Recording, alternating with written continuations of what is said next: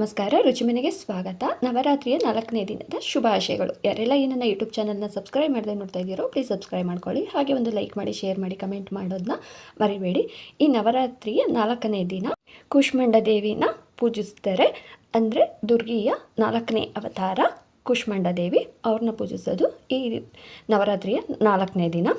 ಇವತ್ತು ಮಾಮೂಲಿ ಬೆಳಗಿನ ಜಾವ 4:30ಯಿಂದ 5:30 ಒಳಗಡೆ, ಅಂದರೆ ನವರಾತ್ರಿಲಿ ಅಂದರೆ ಬ್ರಾಹ್ಮಿ ಮುಹೂರ್ತ ಇರೋದೇ 4:30ಯಿಂದ ಈ 5:30 ಒಳಗಡೆ ಪೂಜೆ ಮಾಡೋದು. ಇಲ್ಲ ಅಂತಂದರೆ 11:30ಯಿಂದ 12:15 ತನಕ, ಅವಾಗ ಒಳ್ಳೆ ಟೈಮ್ ಇದೆ, ಅವಾಗಾದರೂ ಮಾಡ್ಬೋದು. ಇಲ್ಲ ನಾವು ಯಾವ ಟೈಮು ನೋಡಲ್ಲ, ನಾವು ಮಾಮೂಲಿಯಾಗೆ ಮಾಡ್ತೀವಿ ಅಂತಂದರೆ 6:30ಯಿಂದ 7 ಗಂಟೆ ಒಳಗಡೆ ಪೂಜೆ ಮಾಡೋದು. ನಾನಂತೂ ಯಾವ ಟೈಮು ನೋಡೋದಿಲ್ಲ. ನಾನು ಮಾಮೂಲಿಯಾಗಿ 7 ಗಂಟೆ ಒಳಗಡೆ ಪೂಜೆ ಮಾಡಬೇಕು ಅಂತಲೇ ನಾವು ಪ್ರತಿ ವಾರ ಅಂದ್ಕೊಳ್ಳೋದು. ಇವತ್ತಿನ ದಿನ ಯೆಲ್ಲೋ ಕಲರ್, ಅಂದರೆ ನವರಾತ್ರಿ 4ನೇ ದಿನ ಕೂಷ್ಮಾಂಡ ದೇವಿಗೆ ಯೆಲ್ಲೋ ಕಲರ್.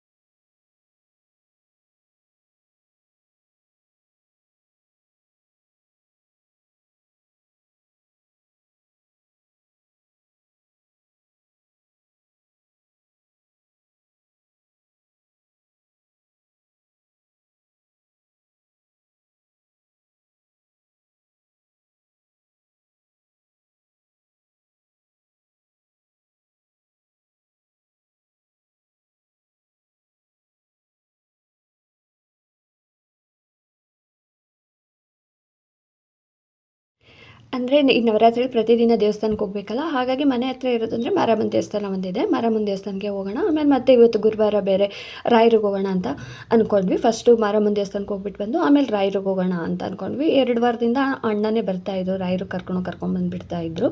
ಹಾಗಾಗಿ ಸ್ವಲ್ಪ ಲೇಟಾಗಿ ಹೋದ್ರೂ ಆಗುತ್ತೆ. ಅಂದರೆ ಫಸ್ಟೇನೇ ಇಲ್ಲಿ ಮಕ್ಕಳು ಹೋಗ್ಬೇಕಾದ್ರೆ ಅವ್ರ ಜೊತೆನೇ ಹೋಗ್ಬಿಟ್ರೆ ಅಂದರೆ ಕೆಲಸ ಎಲ್ಲ ಮುಗ್ದೇ ಇರುತ್ತಲ್ಲ. ಇವಾಗ ಭಾನುನು ಬೇಗ ಪೂಜೆ ಎಲ್ಲ ಮುಗಿಸೋದ್ರಿಂದ ಟಿಫನ್ ಮಾಡೋದಕ್ಕೆ ಹೆಲ್ಪ್ ಮಾಡುತ್ತೆ. ಹಾಗಾಗಿ 7:30 ಅಷ್ಟರಲ್ಲೆಲ್ಲ ಟಿಫನ್ ಮುಗಿದೋಗುತ್ತೆ.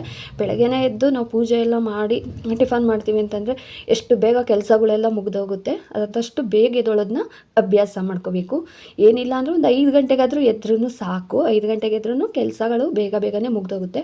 ಆ ದಿನ ಅಂತೂ ತುಂಬಾ ಚೆನ್ನಾಗೇ ಇರುತ್ತೆ. ಅದರಲ್ಲಿ ಈ ಹಬ್ಬಗಳಲ್ಲಿ ಮತ್ತು ಈ ನವರಾತ್ರಿ ಪೂಜೆಯಲ್ಲಂತೂ 9 ದಿವಸ ನಮ್ಮ ಮನೇಲಂತೂ ಅಣ್ಣ ಹೇಳ್ತಾನೆ ಇದ್ದರು, ಪ್ರತಿದಿನವೂ ಹೀಗೆ ಇರಬಾರ್ದಾ ನವರಾತ್ರಿ ಥರನೇ ಅಂತ. ಅದಕ್ಕೆ ನಾವು ಹೀಗೆ ಮಾತಾಡಬೇಕಾದ್ರೆ ಈ ಥರನೇ ಇದ್ದರೆ ಎಷ್ಟು ಚೆನ್ನಾಗಿರುತ್ತಲ್ಲ. ಬೆಳಗ್ಗೆನೇ ಪೂಜೆ ಎಲ್ಲ ಮುಗಿಸಿ ಆಮೇಲೆ ಟಿಫನ್ ಮಾಡಿ ಮಕ್ಕಳನ್ನೆಲ್ಲ ಕಳಿಸಿದ್ಮೇಲೆ ಇದೇ ತುಂಬ ಚೆನ್ನಾಗಿರುತ್ತಲ್ಲ ಅಂತಲೇ ಮಾತಾಡ್ಕೊಳ್ತಾ ಇದ್ವಿ. ಆದರೆ ಈ 9 ದಿನ ದೇವಸ್ಥಾನಗಳಿಗೆ ಹೋಗಬೇಕಲ್ಲ. ಮೊನ್ನೆ ಒಂದು ದಿವಸ ಮಿಸ್ ಆಯಿತು ದೇವಸ್ಥಾನಕ್ಕೆ ಹೋಗೋದು, ಸೀಮಂತಕ್ಕೆ ಹೋಗಿದ್ದ ದಿವಸ. ಆದರೆ ಹಿಂದಿನ ದಿವಸ ಸೀಮಂತಕ್ಕೆ ಹೋಗಿದ್ದ ದಿವಸ ಹೋಗಿದ್ರಿ, ಹಿಂದಿನ ದಿವಸ ಹೋಗೋಕ್ಕಾಗಿರಲಿಲ್ಲ ದೇವಸ್ಥಾನಕ್ಕೆ. ಪ್ರತಿಯೊಂದು ದಿವಸನೂ ಹೋಗಬೇಕು ಅಂತಲೇ ನಾವು ಅಂದ್ಕೊಂಡಿದ್ದು. ಆದರೆ ಆಗಿಲ್ಲ. ಒಂದು ದಿವಸ ಆದರೂ ಮಿಸ್ ಆಗೋಯ್ತಲ್ಲ ಅಂತ ಅಂದ್ಕೊಂಡ್ವಿ. ಬೇಗ ಬೇಗ ಟಿಫನ್ ಎಲ್ಲ ಮುಗಿಸೋಣ, ಮಕ್ಳ ಜೊತೆನೇ ಹೋದರೆ ಹಾಗೆ ಬೇಗ ದರ್ಶನ ಮಾಡ್ಕೊಂಡು ಬಂದುಬಿಡ್ಬೋದು. ಊರ ಹತ್ರನೇ ಇದ್ದಿದ್ದು ದೇವಸ್ಥಾನ, ಅಂದರೆ ಒಂದು 2 ಕಿಲೋಮೀಟ್ರ್ ಅಷ್ಟೇನೆ. ಅಲ್ಲಿ ಹೋಗ್ಬಿಟ್ಟು ಬರೋಣ ಅಂತ ಅಂದ್ಕೊಂಡ್ವಿ. ಮಕ್ಕಳನ್ನು ಪ್ರತಿ ದಿವಸ ದೇವಸ್ಥಾನಕ್ಕೆ ಹೋಗೋ ಅಂತ ಹೇಳಿದ್ವಿ. ಅವರು ಬೇಗ ಪೂಜೆ ಎಲ್ಲ ಮುಗಿಸೋದ್ರಿಂದ 7 ಗಂಟೆ ಅಷ್ಟರಲ್ಲಿ ಪೂಜೆ ಮುಗಿತಲ್ಲ, 8 ಗಂಟೆ ಒಳಗಡೆ ಅವರು ಮನೆ ಬಿಟ್ಬಿಡ್ತಾರೆ. ದೇವಸ್ಥಾನಕ್ಕೆ ಹೋಗ್ಬಿಟ್ಟು ಆಮೇಲೆ ಹೊರಡ್ತೀವಿ ಅಂತ ಹೋಗ್ತಾರೆ. ಆದರೆ ಪ್ರೀತು ಒಂದು ಮಾತ್ರ ಹೋಗೋಕ್ಕಾಗ್ತಾಯಿಲ್ಲ. ಆದರೆ ಗುರುವಾರ ರಾಯರಿಗೆ ಮಾತ್ರ ಹೋಗುತ್ತಾ ಅಣ್ಣ ಕರ್ಕೊಂಡು ಹೋಗ್ತಾರೆ. ರಾಯರಿಗೆ ಹೋಗ್ಬಿಟ್ಟು ನಾನು ಹಾಗೆ ಆಫೀಸ್ಗೆ ಹೋಗ್ತೀನಿ ಅಂದ್ಬಿಟ್ಟು ಪ್ರೀತು ಒಂದು ಹೋಯಿತು. ಇನ್ನು ಭಾನುನು ರಿಷಿ ಅವ್ರು ಫಸ್ಟ್ ಅವರಿಬ್ಬರು ಒಟ್ಬಿಟ್ಟಿದ್ರು. ಅವರಿಬ್ಬರು ದೇವಸ್ಥಾನಕ್ಕೆ ಹೋಗ್ಬಿಟ್ಟು ರಾಯರಿಗೆ ಹೋಗ್ಬಿಟ್ಟು ಮಾರಮ್ಮನ ದೇವಸ್ಥಾನಕ್ಕೆ ಹೋಗಿ ಮತ್ತು ರಾಯರಿಗೆ ಹೋಗ್ಬಿಟ್ಟು ಆಮೇಲೆ ಹೋಗ್ತೀವಿ ನಾವು ಅಂದ್ಬಿಟ್ಟು ಅವರಿಬ್ಬರು ಫಸ್ಟ್ 7:30ಗೆಲ್ಲ ಅವರಿಬ್ಬರು ಹೊರಟ್ಬಿಟ್ರು. ಅದಾದಮೇಲೆ ಪ್ರೀತು ಹೋಗಿದ್ದು. ಆಮೇಲೆ ಅಣ್ಣ ಹೇಳ್ಬಿಟ್ಟು ಹೋದ್ರು, ನಾನು ಬರೋ ಅಷ್ಟು ರೆಡಿಯಾಗಿದ್ದರೆ ಕರ್ಕೊಂಡು ಹೋಗ್ತೀನಿ ಅಂತ ಅದಕ್ಕೆ ಹೇಳ್ತಾಯಿದ್ರು. ಅದಕ್ಕೆ ನೀವು ಬರೋ ಅಷ್ಟು ನಾವು ರೆಡಿಯಾಗಿರ್ತೀವಿ, ಬೇಗ ಬಂದುಬಿಡ್ರಿ ಅಂತ ಅದಕ್ಕೇನು ಹೇಳ್ತಾಯಿದ್ರು. ಅಣ್ಣ ಸರಿ ಅಂತ ಹೇಳಿದ್ರು. ಅಲ್ಲಿಂದ ಮತ್ತೆ ದೇವಸ್ಥಾನಕ್ಕೆ ಹೋಗೋಕ್ಕೆ ಅಂತ ಹೇಳ್ಬಿಟ್ಟು ಇಲ್ಲಿ ದೇವಸ್ಥಾನಕ್ಕೆ ಬಂದಿದ್ದು.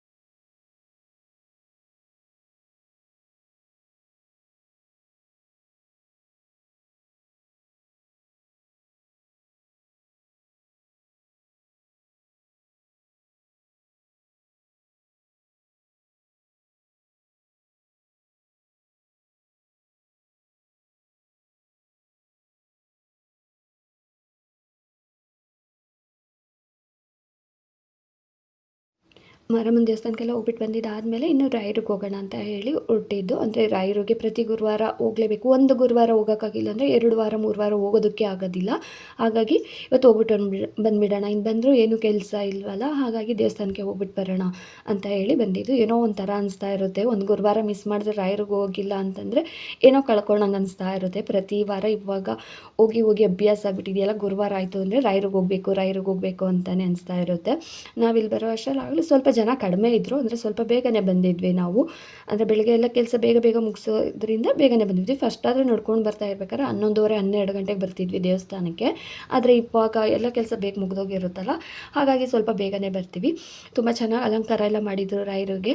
ಬಂದು ದರ್ಶನ ಎಲ್ಲ ಮಾಡಿಕೊಂಡು ಒಂದು ಸ್ವಲ್ಪ ಹೊತ್ತು ಕೂತಿದ್ದು. ಆಮೇಲೆ ಅಣ್ಣನ ನೀವು ಹೋಗ್ರಿ, ನಾವು ಹೋಗ್ತೀವಿ ಮನೆಗೆ ಅಂತ ಅದಕ್ಕೆ ಹೇಳಿದ್ರು. ಆಮೇಲೆ ಅಣ್ಣ ಬೇಡ ಬಂದ್ರಿ, ನಾನೇ ಡ್ರಾಪ್ ಮಾಡಿಬಿಟ್ಟು ಹೋಗ್ತೀನಿ, ಬಿಸಿಲಿದೆ ಅಂತ ಅಣ್ಣ ಹೇಳಿದ್ರು.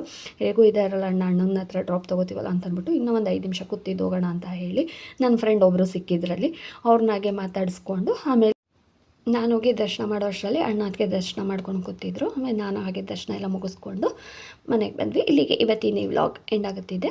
Thank you.